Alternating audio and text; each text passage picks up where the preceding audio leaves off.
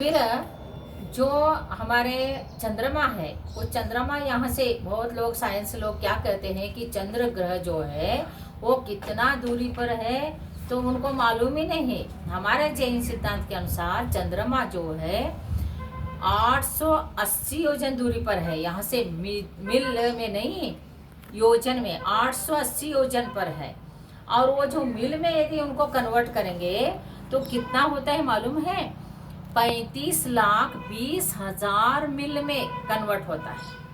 इतना दूरी पर है कौन? चंद्रमा। जो चंद्रमा इतना दूरी पर है तो कैसे ये साइंस लोग जा सकते वहां पर? वहां तो जा ही नहीं सकते हैं वो लोग। तो कहने का तात्पर्य, तो ये कहीं भी एक चट्टान पे उतर के उसको ही चंद्र लोग कहते हैं, उसको चंद्रमा मानते। आप तो प्रत्यक्ष जाके देखे नहीं। तो बहुत से बच्चों के मन में होता है कि जो साइंस कहता है ना वही सही है, धर्म कह रहा है वो नहीं सही। और जैन धर्म तो साइंटिफिक है, लॉजिक है, और भगवान के केवल ज्ञान में जो जो चीज झलका है ना, वही ज्ञान, वही वाणी गणधर परमेष्ठी ने सुनकर परंपरा आचारों को बताते हुए लिपिबद्ध हुआ है। वो उस टाइम में अवधि ज्ञानी, मनफर ज्ञानी, रुद्धिधारी, ऐसे संभिन्न स्रोत रुद्धि और पादानुसारणी रुद्धि, ऐसे ऐसे रुद्धियाँ होती थी। तो कैसे रुद्धि?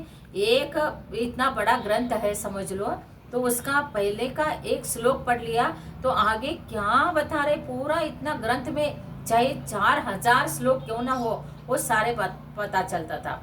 और इधर के लास्ट का श्लोक देखेंगे तो इधर क्या बताया, बीच का देखेंगे तो उसका सब ज्ञान होता। तो पादानुसारणी विद्या ऐसे होते थे।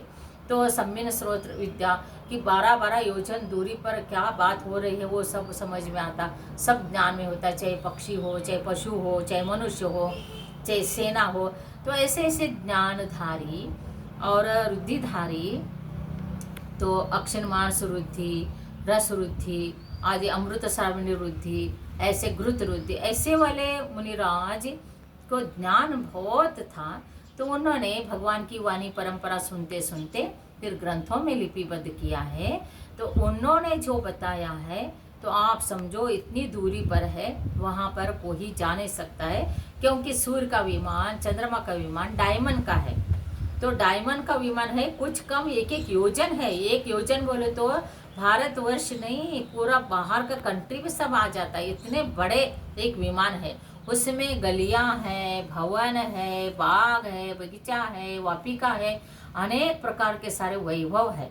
तो वहाँ का ज्योतिषी देव भी यहाँ पंचकला पूजा में आता है। तो पहला चतुर्थ काल होते तो हम भी मिल जाते, पंचम काल में हम न स्वर्ग के देवों से मिलते हैं, न भवनवासी से, वंतरवासी, ज्योतिषवासी, किसी से मिलते नहीं। पंचकल्याण पूजा में विद्याधर मिलते थे, चारों प्रकार के देव मिलते थे, मनुष्य मिलते थे, सब मिलते थे। लेकिन ये पंचम काल, निकृष्ट काल में पापी लोग ही जन्म लेते हैं। रेयर 1% पुण्यात्मा के कारण इतना सुंदर ये देश चल रहा है। अदरवाइज पापी लोगों से नहीं चलता है, ये पुण्यात्मा लोगों के कारण ही चल रहा है। जो अहिंसा, सत्य, चोर, ब्रह्मचर्य, परिग्रह, प्रमाण, ये सब जो फॉलो करते हैं प्रैक्टिकल लाइफ में, वो उसका आचरण करते हैं, उनके कारण ये देश चल रहा है, धर्म चल रहा है। और ऐसे ही पीछीदारी के कारण ही, मयूर पीछीधारी जब तक है तब तक जिन धर्म रहेगा ही रहेगा। तो महानुभाव ऐसे चंद्रलोक में गए, ये वो साइंस जैसा कहता है ऐसे समझेंगे तो कोई एक चट्टान में जाके उतरता है विमान, और उनका यान चंद्रयान, और उसके हिसाब से वो रिकॉर्डिंग करके आता है, बताता है, वो लोग उसको बोलते हैं। लेकिन चंद्रमा का गमन बहुत फास्ट होता है। चंद्रमा एक जैसा सूर्य का गमन है, सूर्य विमान जो सुमेर पर्वत के भौतिक गमन करता है तो कितना है आपको मालूम है? 1 मिनट में वो सूर्य का जो भ्रमण है, गति है, वेग है, वो कितना 4,37,623 कुछ अधिक, मीन्स 11/18 इतना योजन 1 मिनट में चलता है। तो आपका कौन यहाँ का यान वहाँ जाके पकड़ेगा? नहीं पकड़ सकता है। चंद्रमा सूर्य के ऊपर 80 योजन दूरी पर है। सूर्य के किरण से आप जहाँ पर अक्षांश रेखाओं से चलता है तो वहाँ पर आग लग जाता है, इतना सूर्य का किरण तेज होता है। आतप नाम कर्म है उनका।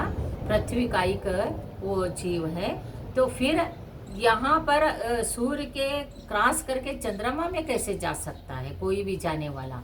तो आपको विचार करना पड़ेगा इसके ऊपर।